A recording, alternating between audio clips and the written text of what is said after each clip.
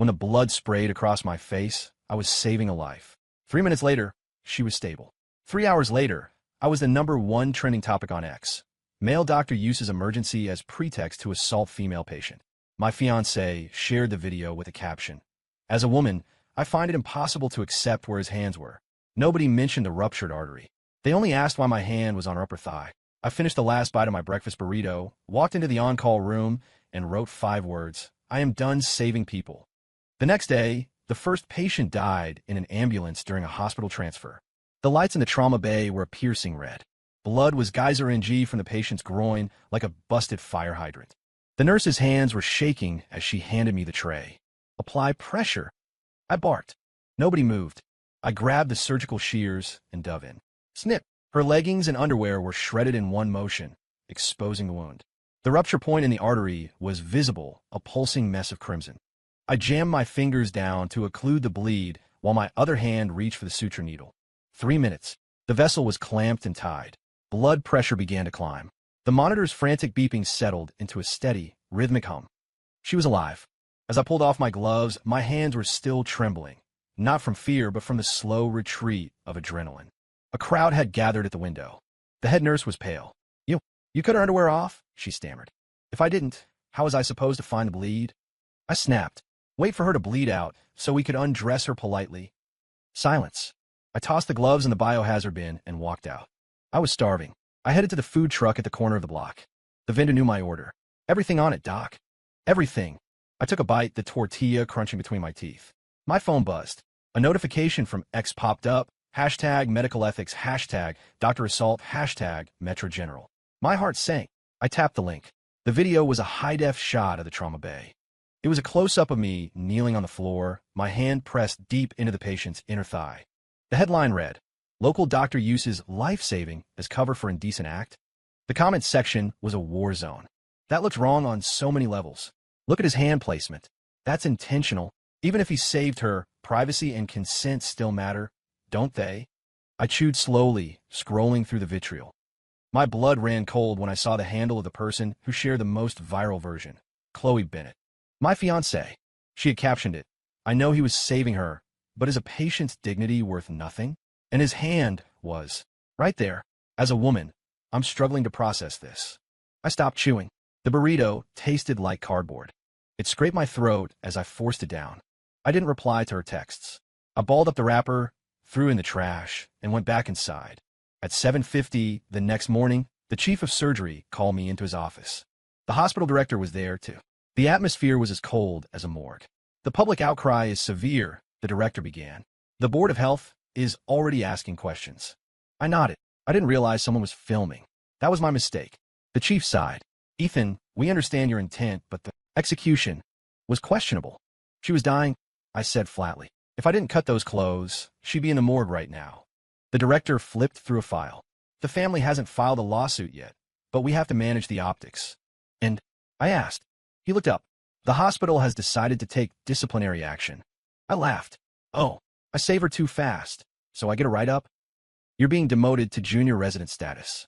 Your annual bonus is revoked, and this will be a formal strike on your permanent record." I didn't argue. I didn't even ask why. The answer was written in Chloe's post. At lunch in the cafeteria, the looks I got had changed. People were whispering. I heard his hand was there for way too long. Well, she was a pretty girl. If he was really saving her, why'd he make it look so graphic? I walked past them with my tray. They went silent. I sat down and ate my pot roast, savoring the fat and the salt. That afternoon during shift change, a nurse ran up. "Dr. Miller, the patient in bed 3 has shortness of breath. O2 sats are dropping to 85. "I'm not the attending anymore," I said, not looking up from my chart. "Get Dr. Hayes to handle it." She froze. "But he's your patient." I took a sip of my coffee. "Not anymore. Regulations say the attending of record handles emergencies. I haven't signed on to that case today." She stood there for a few seconds before sprinting away. Half an hour later, the code blue alarm blared. I sat in the break room scrolling through TikTok. The background music was a lofi hip-hop beat. "Dr. Reed burst in. You not going? It's a massive pulmonary embolism." "I don't have the clearance to lead a code right now," I said. "Last time I cut a pair of leggings, I was labeled a sexual predator. If I nick an artery during a central line, will I be charged with second-degree murder?" He glared at me. You weren't like this before, Ethan. I turn off my phone. Before, I thought this was a hospital. Now I see it's a PR firm. He slammed the door as he left. 2 hours later, the patient died in the ambulance while they were trying to transfer him to a specialized facility. When I got home that night, Chloe called. Her voice was soft, performative. Ethan, I know people are being mean online, but I just wanted to remind everyone about boundaries. You shouldn't have handled her like that. I was eating a chicken wing, the bone snapping between my teeth. I said, the next time you see a woman with an arterial spray, remember to ask her for a signed privacy authorization waiver before you help. There was a pause. You've changed. I licked the grease off my fingers. I haven't changed, Chloe. You just finally showed your true colors. I hung up and opened my laptop. I exported the full, unedited security footage from the trauma bay. I made 3 backups. Then, I logged into a Burner X account and shared the viral thread. I commented one thing. Every word you people scream today will be a slap in your own faces tomorrow. The next morning's briefing was tense. The head nurse started, Dar. Miller, the kid in bed 5 is spiking a fever and seizing. The pediatrician is stuck in traffic. I'm a junior resident now. I interrupted. I just fill out paperwork and change bandages. She blinked. But you're the most senior trauma surgeon on the floor. I opened my thermos and blew on my tea. Last time I saved someone, it was harassment. If I miss a vein on a kid, are you going to call me a pedophile next? Nobody spoke. I leaned back and scrolled through my phone. A video popped up. Man-sues bystander who gave him CPR for broken ribs. I liked the video. At 10 a.m., the emergency bell rang. Cardiology was sending over a massive heart attack. BP was 70/40ths. The cath lab was ready, but the lead surgeon was a fellow I used to mentor. His hand was shaking. He couldn't get the wire in. 15 minutes passed. The patient's pupils began to dilate. The chief ran in. Ethan, get in there. I looked at him. I'm not the attending. You signed the disciplinary papers yourself. The man is dying. Then your chosen surgeon is failing him.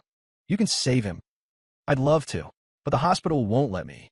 You're afraid of me touching a woman's underwear, but you aren't afraid of me touching a man's heart. The chief's face turned purple. Ultimately, they tried to transfer the patient to a university hospital. The ambulance flipped in the rain on the highway. The patient died on impact. At lunch, Dr. Reed sat across from me. He lowered his voice. You shouldn't have just watched him die. I picked up a piece of broccoli. I didn't watch him die. The hospital's bureaucracy did. But you have the skill. Skill isn't a hall pass. I was publicly crucified for a pair of leggings.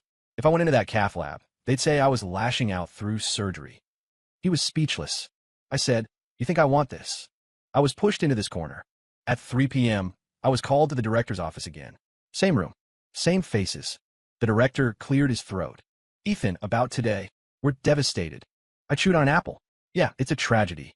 But you have to understand, the hospital is in a tough spot. The tough spot being that you sacrificed a doctor to buy a few days of quiet from the internet. He sighed. The social pressure was too much. So you'd rather have a dead patient than a doctor who crosses boundaries? No one answered. I finished the apple and tossed the core into the bin. Starting today, I'm strictly adhering to my new job description. I handle minor cases. I don't use my senior privileges. I don't overstep. Every emergency waits for a signed authorization from the attending of record. As I walked out, I heard someone whisper, he's being vindictive. I didn't look back. At home, Chloe called again. She sounded concerned. Ethan, are you okay? I heard you're refusing to work in the ER. I was eating spicy takeout. The red oil floated on top of the soup.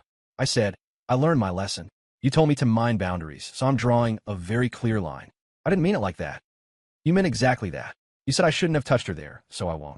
From now on, anyone who's dying will have to wait for your personal approval. She was silent for a few seconds. Do you have to be so difficult? Difficult? Did you ask if I wanted to be difficult when you held that meeting to demote me? I hung up and checked X. The hashtag was still there. Hashtag Dr. Underweargate. It was full of insults. A few stray voices tried to defend me. It was an emergency. He had to see the wound. If that were his wife dying, would he care about her modesty? The comments were immediately buried by trolls. A new post appeared. Word is this doctor has a history of issues. I heard he's inappropriate with the nurses. I screenshot it all. I forwarded the screenshot to the hospital's internal group chat. I captioned it.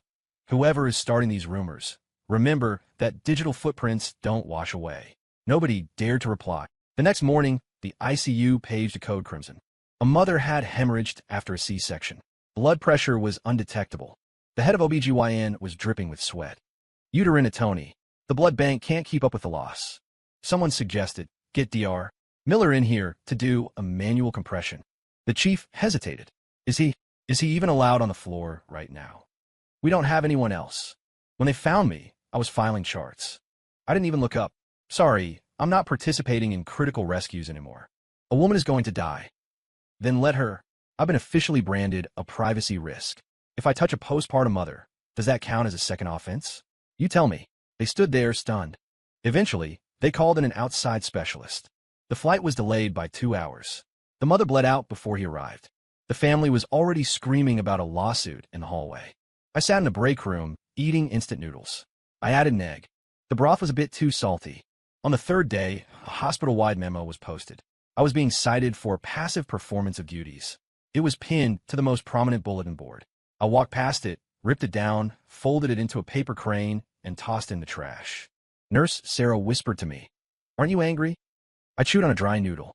Anger is useless. But they're about to find out something. Find out what? That the thing keeping them awake at night isn't a disciplinary memo. What is it? It's the fact that the next time someone is dying, I'm still not going to stand up. I took a sip of the soup and went back to my noodles. My phone buzzed. It was a message in the nursing staff group. Chloe had shared a link.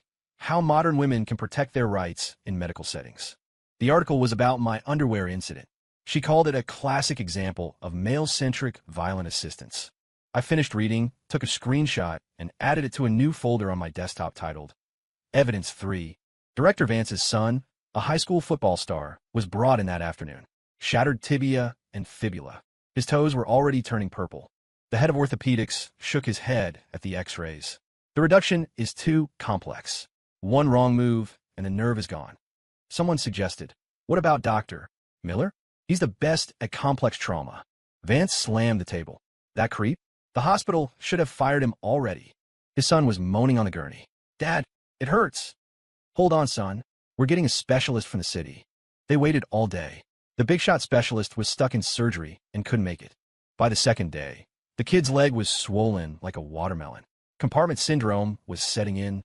A nurse whispered, if we don't move now, he's going to lose the leg. Vance's face was like stone. At 9 p.m., he came to the ER to find me. His suit was wrinkled, his tie askew. His voice was uncharacteristically soft. Ethan, look, the past is a misunderstanding. We're all on the same team. Can you just go take a look? I was playing a game on my phone. Level 2 was a bitch.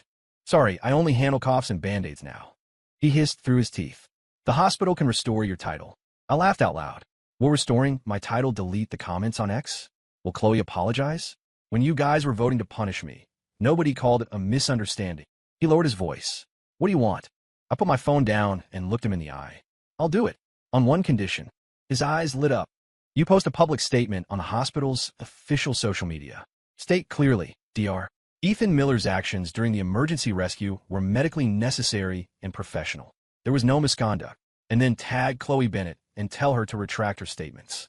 His face turned a sickly shade of gray. That's personal vendetta. I shrugged. When you threw me under the bus, were you thinking about my personal feelings? He stormed out, the door slamming behind him. I went back to my game. At 2 a.m., the alarm went off. A nurse ran in. Director Vance's son passed out from the pain. There's no blood flow to the foot. He needs surgery now. Then do it, I said. I'm not the lead. Don't call me. But no one will take the case. The surgeons say the risk of a lawsuit is too high if they fail. Then transfer him. It's a torrential downpour outside. The highway is closed. Tough luck. She was near tears. He's the director's son. If he loses his leg. I cut her off. If he were the son of a janitor, would you be crying? Or would you have already sent him home with a thoughts and prayers card? She had nothing to say. In the end, they paid $10,000 for a private surgeon to fly in through the storm. The guy almost crashed his car on the way from the airport. The surgery took 3 hours. They saved the leg, but the recovery would take a year. His football career was over. The next day at lunch, I was eating pasta. Vance walked up behind me and stood there. I didn't look up. He's stable, Vance said. I slurped a noodle. Oh, the bill was $20,000. Insurance won't cover the private specialist. I picked up a piece of garlic bread. Out of network is always expensive. He stared at me. You could have solved this with one surgery. Why did you let it get this far? I put my fork down. You could have solved this with one statement. Why did you wait until your son was almost an amputee? He had no answer. You aren't here to thank me, are you? I asked. Of course not. Then why are you here? Not satisfied with the show yet. He whispered. You want to make a point? You made it. Are we done? I wiped my mouth and stood up. Not even close. What else do you want? I want the whole hospital to know that when power acts maliciously, it thinks it's only stepping on one person. It doesn't realize it's digging a hole for everyone. I walked to the trash can and tossed my tray. I added, and tell your son that next time he plays, he should check if the team doctor has been bullied out of the job by people like his father. He stood there, frozen. I walked past the bulletin board and saw a new notice. Revised protocol for patient privacy during emergency procedures. I took out a pen and signed my name at the bottom. Ethan Miller. Then I drew a check mark next to it. It meant, read, but will not comply. Back in the on-call room, I opened my laptop. I exported the recording of Vance begging me for help the night before. New folder. Evidence for. I uploaded it to the cloud and locked it. Chloe started live streaming. Her account name was Woke Medic Chloe. Her brand, modern female empowerment. Her first major topic, when love clashes with principles, I chose principles. She was wearing a beige sweater, the lighting soft and flattering. Her voice trembled. I once had a fiancé, a doctor. On the surface, he was noble, but in reality, he was controlling and lacked boundaries. The chat blew up. So brave, Chloe. Support the queen, she said. Once, during a rescue, he cut a woman's underwear. He claimed it was for medical reasons, but his hand stayed there far too long. I sat in the break room, chewing gum, watching the stream. She continued to cry. As a woman, I couldn't accept it. I spoke up and I was bullied. They said I was destroying his career. The audience was heartbroken.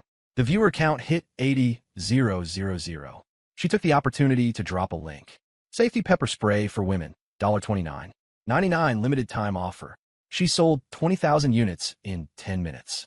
Brands were already reaching out for sponsorships. I thought that was the end of it.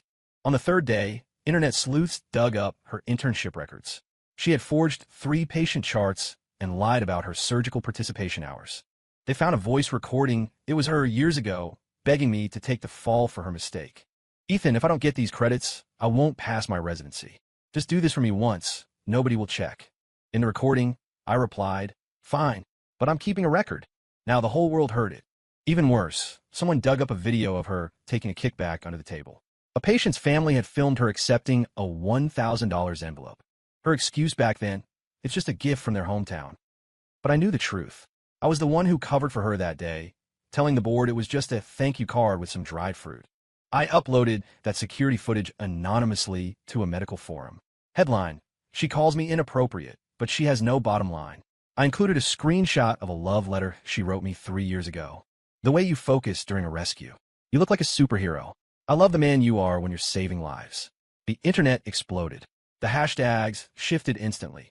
Hashtag Chloe Bennett fraud. Hashtag hypocrite medic. She takes bribes but complains about a doctor's hands. She was just scared her boyfriend was more talented than her. Her account was mass reported. The platform banned her for 30 days for spreading misinformation and fraudulent persona. Her brand deals vanished overnight. The live streaming company issued a statement distancing themselves from her. She didn't show her face for 5 days. I thought she'd finally shut up. On the 6th day, I was at the grocery store buying ramen. I turned into the personal care aisle and saw her crouching by the feminine hygiene products. Her head was down, clutching a pack of pads. Her shoulders were shaking. She was sobbing. I didn't go over. I stood there for a few seconds, then tossed a pack of wet wipes toward her. It landed at her feet. She looked up, eyes red and swollen. When she saw me, her lips trembled, but she said nothing. I put the ramen in my basket and turned to leave. She called out, "Do you really have to destroy me?" I stopped. "Destroy you? You walk yourself into this wall, Chloe. I just wanted to live a better life. A dignified life." Dignity? You traded my professional integrity for clout. Did you think about dignity then? She looked down. I didn't have any other way. The hospital is all about seniority. I was never going to move up. The live stream was my only chance to break out. I sneered. "So you framed me as the villain to build yourself a pedestal?" I didn't. You did. You thought people have short memories? They only have short memories until they find a reason to dig. She started crying again. I didn't feel a thing. "You can cry all you want," I said. "Just don't expect me to hand you a tissue." I pushed my cart forward. After a few steps, I stopped. I pulled a piece of paper from my pocket. It was a printout of the screenshot where she shared the video of me in the trauma bay. I taped it to the shelf next to her, right over an ad for intimate care. I had written a line in red marker at the bottom. She said this shouldn't be touched. But she forgot that life is more important than face. I walked away. I heard something hit the floor behind me. I don't know if it was the wipes or her dignity. The next day, a customer photographed the sticker and posted it online. Caption: found in the supermarket. A doctor's revenge on the shelves. 200,000 likes. The comments were brutal. This is a masterpiece of petty justice. Every grocery store in America needs one. I didn't share it. I didn't respond. I just went back to the food truck and tried the spicy version of the burrito. The vendor asked, "You're getting famous, Doc?" "I'm not famous," I said, taking a bite. "Humanity is just getting exposed." He laughed. "Well, eat up. You need the calories to survive the spotlight." By the 37th day of my malicious compliance, the hospital had suffered 6 major incidents. In cardiology, a catheterization went wrong. The wire punctured a vessel, and the patient suffered an immediate stroke. The family stormed the office and smashed the chief's computer. In pediatrics, a doctor misdiagnosed an acute appendicitis as stomach flu. After 2 days, the child's appendix ruptured, leading to peritonitis. The child died. In OB/GYN, a delay in switching to a C-section left a newborn with severe oxygen deprivation. The baby was revived after 30 minutes, but had permanent brain damage. The complaints were through the roof. The state insurance auditors moved in. The Department of Health sent a warning letter. If another incident occurs, your Level 1 trauma accreditation will be suspended. Panic set in. No surgeon wanted a lead. Critical patients were being transferred out, but other hospitals started refusing them. Their logic was cold. If you can't handle it, sending them here just raises our mortality rate. That night at 9 p.m., the director and the entire hospital board showed up at my apartment. They stood outside my door in the rain. I didn't open up. The doorbell rang for 10 minutes. Finally, Dr. Reed's voice came through the intercom. "Ethan, a liver cancer patient, is hemorrhaging on the table. They can't find the source. The surgeon is lost." I was sitting inside, eating ramen. The soup was getting cold. "Then let him die. I'm just a junior resident. I don't do rescues. If he dies, the whole board will be cited for negligence tomorrow." I made my terms clear. You wanted to work? Pay the price. They stayed there. No one left. The rain got heavier. No one had an umbrella. 2 hours later, I opened the door. I was wearing my white coat, not the clean one I use for rounds, but my old trauma coat with the faint, scrubbed-out bloodstains. "Cool mean. Let's talk." The meeting room was my cramped kitchen table. The director spoke first. "We were wrong. I cracked some sunflower seeds." "Wrong about what?" "Sacrificing you to quiet the internet." "And we reported Chloe's video to the board without verifying it. We were too eager to shift the blame." I nodded. "Better. We want you back to lead emergency surgery," the director said. "Full restoration of rank, back pay, and the disciplinary strike is wiped."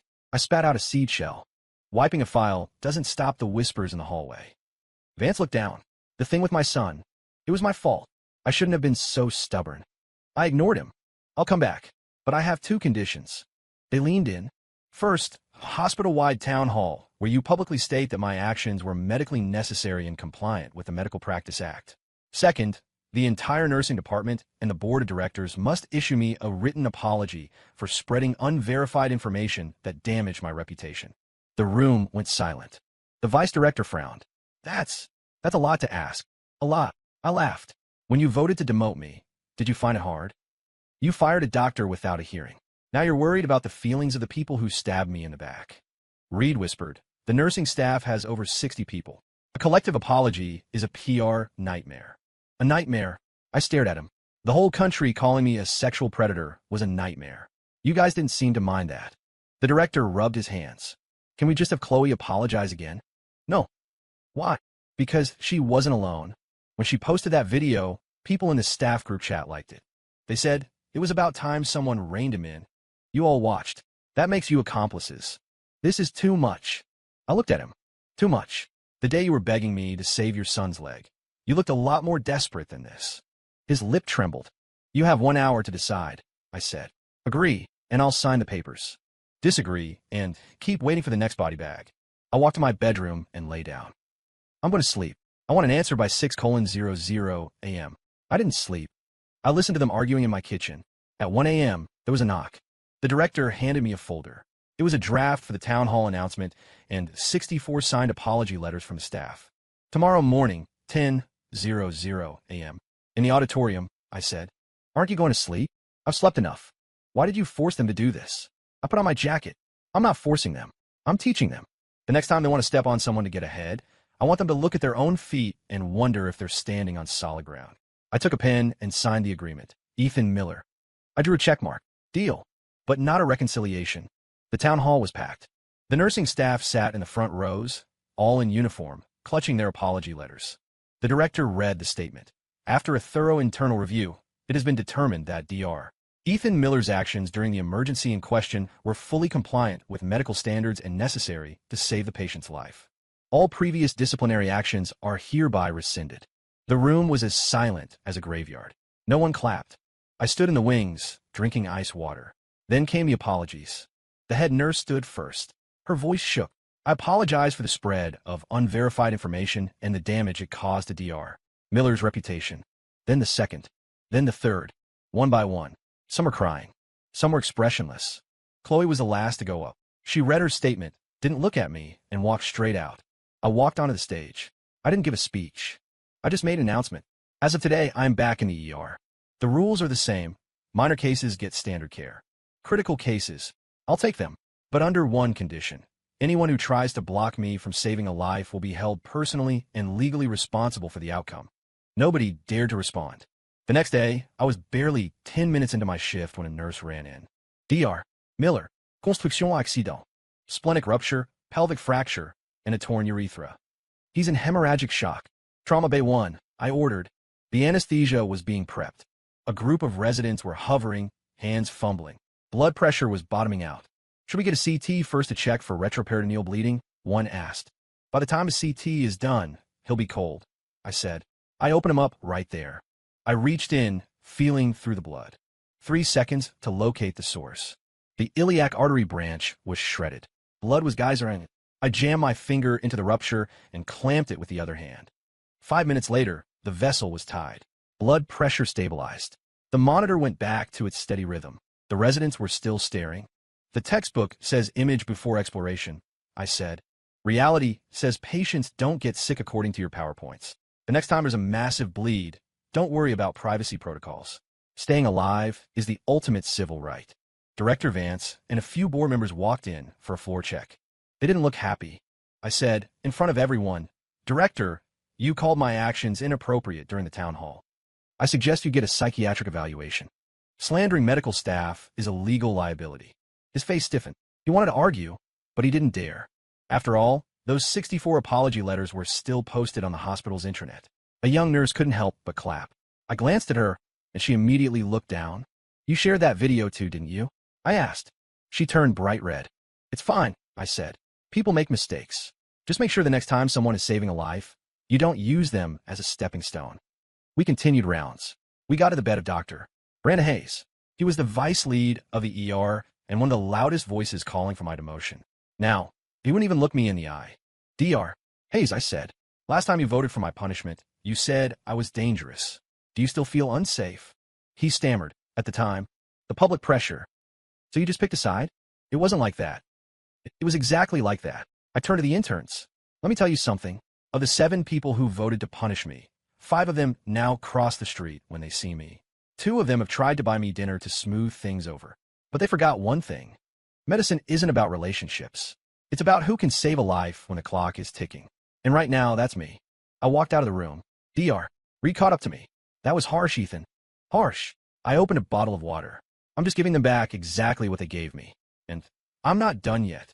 That afternoon, we got word that the Department of Health was conducting a surprise inspection. The lead inspector was a young guy in a sharp suit, a recent Ivy League grad. He spoke in corporate speak and carried a tablet. We've noticed a high volume of non-standard procedures at this facility, he said. For instance, performing emergency surgery without a signed informed consent form. That is a major violation. I was walking by holding a soda. Last week, we had a placental abruption.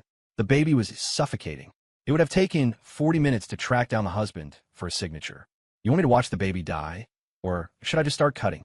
He pushed up his glasses. Procedural justice is the foundation of the law. I laughed. If your mother was dying, would you want the doctor to film a TikTok announcing the commencement of a legal rescue? Or would you want him to save her? The room gasped. He turned red. That's a personal attack. I threw the surgical record on the table. From the moment the patient entered the door to the moment the baby was delivered.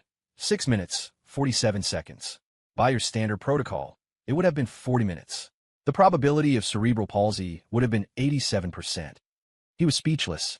An older expert next to him sighed. Son, you've spent too much time in office.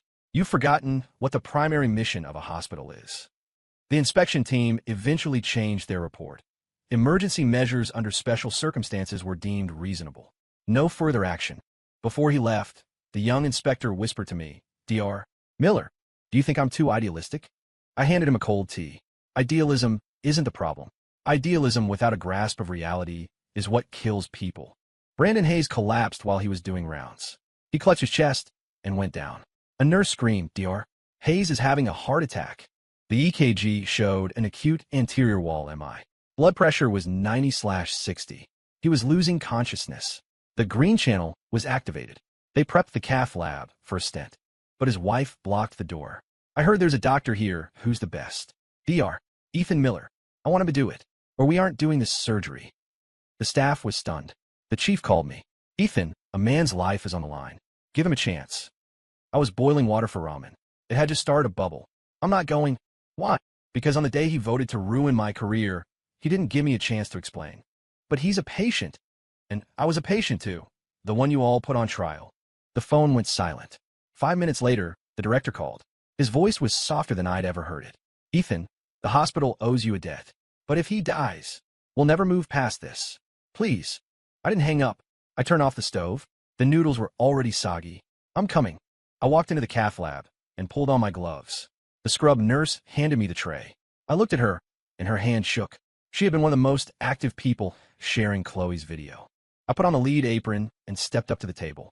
Hayes lay there, gasping. When he saw me, a flicker of hope crossed his eyes. I thought he might say thank you. Instead, he wheezed, You have to save me. My kids are still small. I didn't answer. I pushed the wire in. The imaging showed a 100% blockage in the LAD artery. A widowmaker. My movements were precise. Within 10 minutes, the vessel was open. Blood flow was restored. The monitor's waves settled. The surgery was a success. He woke up as he was being rolled back to his room. The first thing he said to his wife was, Go thank Dr. Miller. She ran to find me, trying to grab my hand. I pulled away. Don't. She blinked. I'm so sorry. I didn't do it for you, I said. I did it for medical ethics. The next day, during rounds, he was propped up in bed. He reached out his hand. Ethan, thank you. I was wrong about everything. I shouldn't have. I kept my hands in my pockets. Save the performance. You only cared about standing with the leadership when I was being buried. Now that you're the one in the bed, you suddenly remember how to be a human being. He turned pale. I know I failed you, but people make mistakes. You didn't make a mistake, I interrupted. You made a calculated choice. You knew I was right, but you were more afraid of the director than you were of the truth. So you pushed me under. Now you realize that the only person who can save you is the man you tried to destroy. He looked down, unable to speak. I turned to the other doctors. Remember one thing. A doctor's heart is for the patients, not for the cowards. I walked out. The head nurse followed me. You won't even accept his apology? What is an apology worth? He almost ended my career. Now that he's staring at death, he wants to play nice? It's too late. And besides, I added, I don't need his gratitude. I want everyone here to know that when you betray the person who can save you, one day, you'll be the one on your knees begging him to come back. Back in the on-call room, my takeout arrived. Spicy noodles. I added an extra egg. My phone buzzed. Someone had posted a photo in the staff group. Hayes' bedside was covered in fruit baskets. A card read, Thank you, Dr. Miller, for saving my life. From the Hayes family. I didn't screenshot it. I didn't share it. I just put my phone face down and ate my noodles. Halfway through, Dr. Reed came in and handed me a coffee. Did you hear? His wife went to the director's office to complain. About what? That you refused to accept their gifts and that your attitude was unprofessional. She said she didn't feel enough sincerity from you. I laughed so hard, I nearly choked on a noodle. So, let me get this straight. I saved his life, and now I'm supposed to smile and say thank you for the fruit basket? Reed shook his head. Human hearts are harder to treat than hardened arteries. I finished the soup. It doesn't matter. From now on, they aren't afraid of my skill. They're afraid of my mood. As long as I'm here, nobody will dare pull that shit again. I stood up and tossed the container. That's the best kind of revenge. The DOH team came back for their annual quality review. The same inspector was there, tablet in hand. They went straight to emergency surgery to audit the charts. They found a case of acute pancreatitis that turned into a surgical emergency. I was the lead. I had moved to an open surgery without a signed consent form because the patient was crashing. The inspector looked up. This is a major violation. The signature came 8 minutes after the anesthesia started. This is grounds for citation. The staff went quiet. Reed tried to explain. The patient was in shock. Procedure is the bottom line, the inspector said. No matter how urgent, you cannot bypass the rules. I was typing up a report. Without looking up, I said, the patient arrived in shock. Amylase was through the roof. The CT showed massive leakage. Her husband was in a meeting and didn't answer the phone until the 17th call. If I waited for him to get here, she'd be dead. You want her to be a rule-following corpse. He pushed his glasses up. The system is designed to prevent doctors from acting unilaterally. The system takes 3 forms and 4 signatures, I said, slamming the chart on the desk. By the time that's done, she'd have multi-organ failure. Tell me, is her life important? Or is your checklist important? I pulled up the security footage of that day. The screen showed me charging into the OR, prepped for an open laparotomy. We're out of time. A nurse hesitated. The family hasn't signed. Forget the signature. We're losing her. I opened the cavity. Bloody fluid sprayed out. I found the bleed in 3 minutes and stopped it. The whole process was surgical poetry. I pointed at the monitor. See that? At the 7-minute mark, her heart rate stabilized. The signature you're so obsessed with didn't arrive until the 15-minute mark. So, you want a compliant body, and I want a living patient. The room was so quiet you could hear a pin drop. One of the medical experts on the inspection team whispered, "This clearly falls under the emergency exception clause." The young inspector still looked stubborn. "But you didn't file the retroactive justification form." I sneered. "Justification for what? When you guys came to investigate the video Chloe shared, did you bother with a justification for slander form?" He was silent. "You people in the bureaucracy love this," I said, sitting in an office looking at PowerPoints, using KPIs to measure life and death. Patients aren't data points. Life isn't a check mark on your report. The director tried to play mediator. "Ethan, let's watch the tone." I stared at the inspector. "How old are you? 30? Have you ever pulled an overnight shift? Have you ever held a teenager's internal organs together after he jumped off a building? Have you ever seen a blue-collar worker with a rebar through his chest tell you to save my buddy first?" He didn't say a word. "You haven't. You only have a degree, a title, and a template. I have 327 primary trauma surgeries on my record. 46 of them were outside the protocol.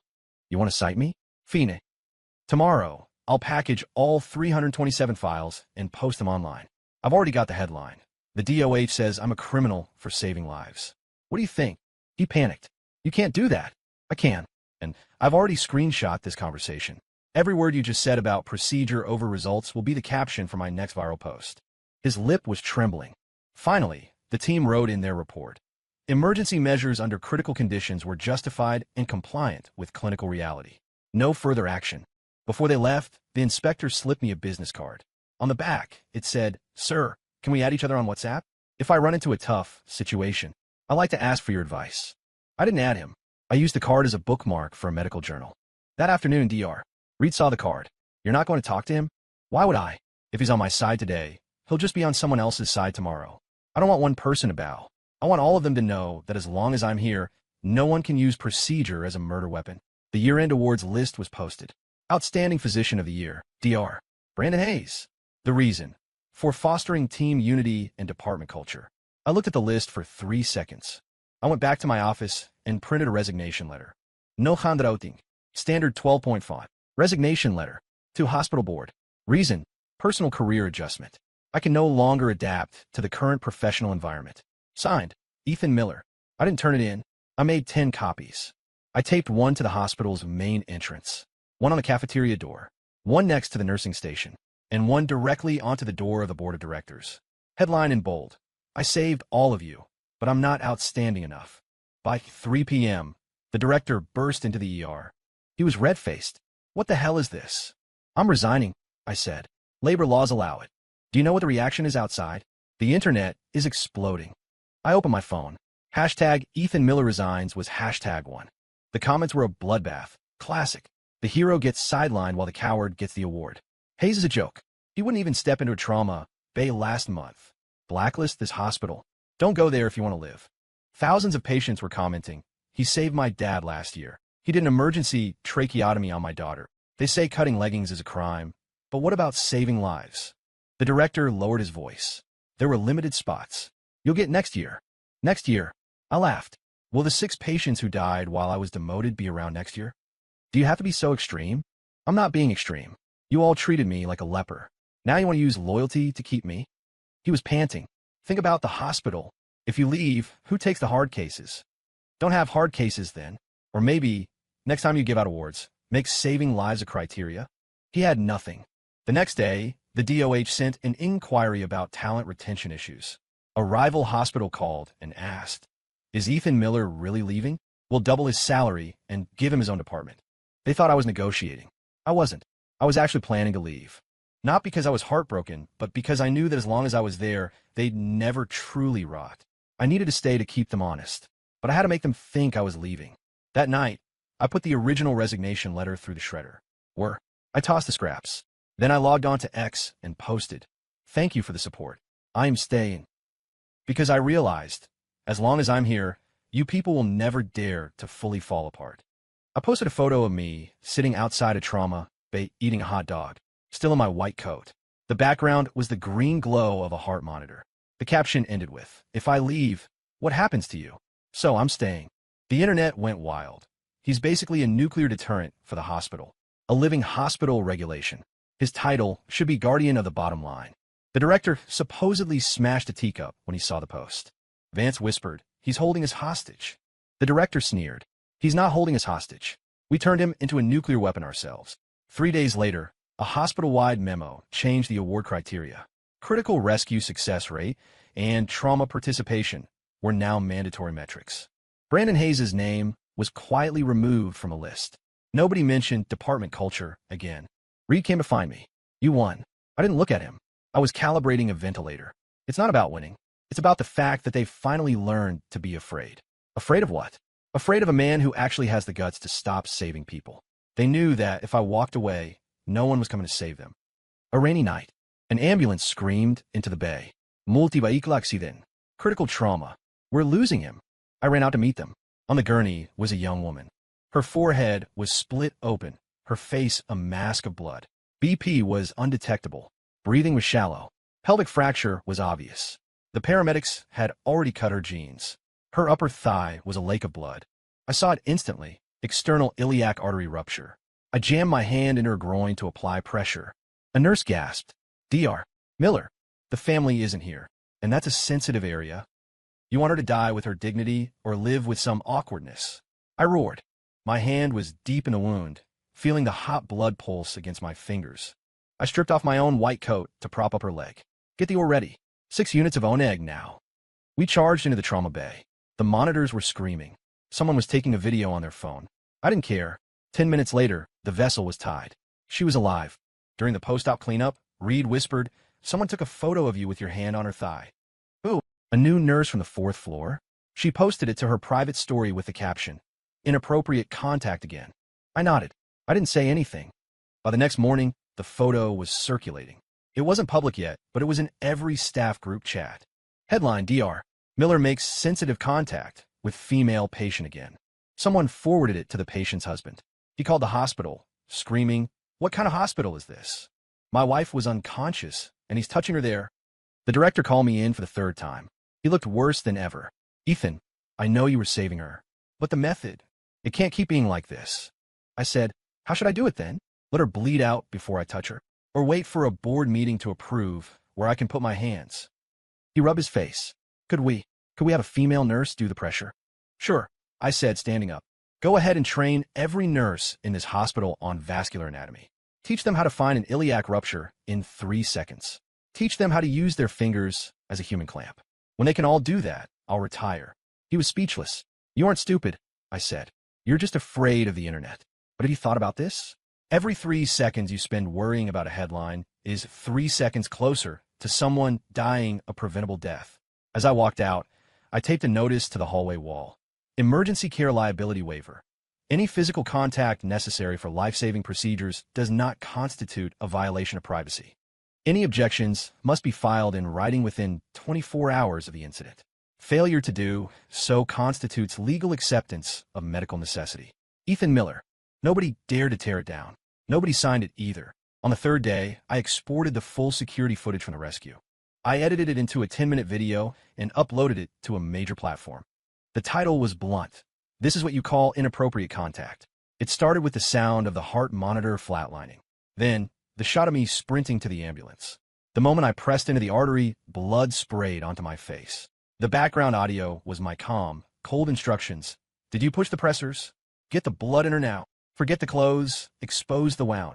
The video ended with a shot of me peeling off my gloves. There was a fresh scratch on the back of my hand from where she had spasm during the rescue. The subtitle read, "The first thing she said when she woke up was, 'Thank you.'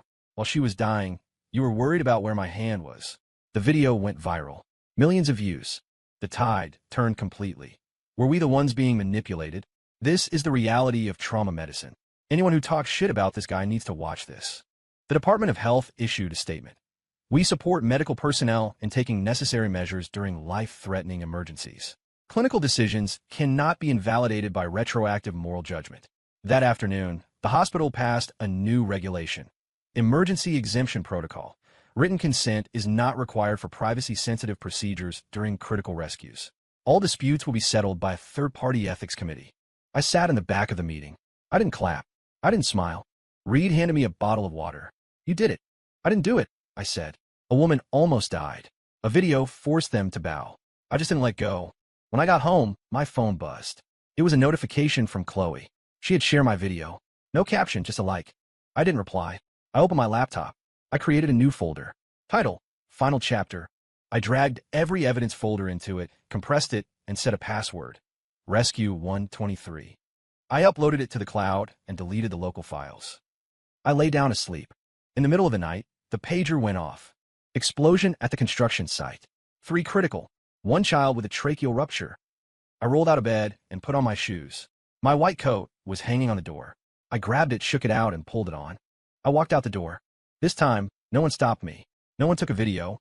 From now on, as long as I'm standing here, they will never be able to turn saving a life into a crime. Story complete.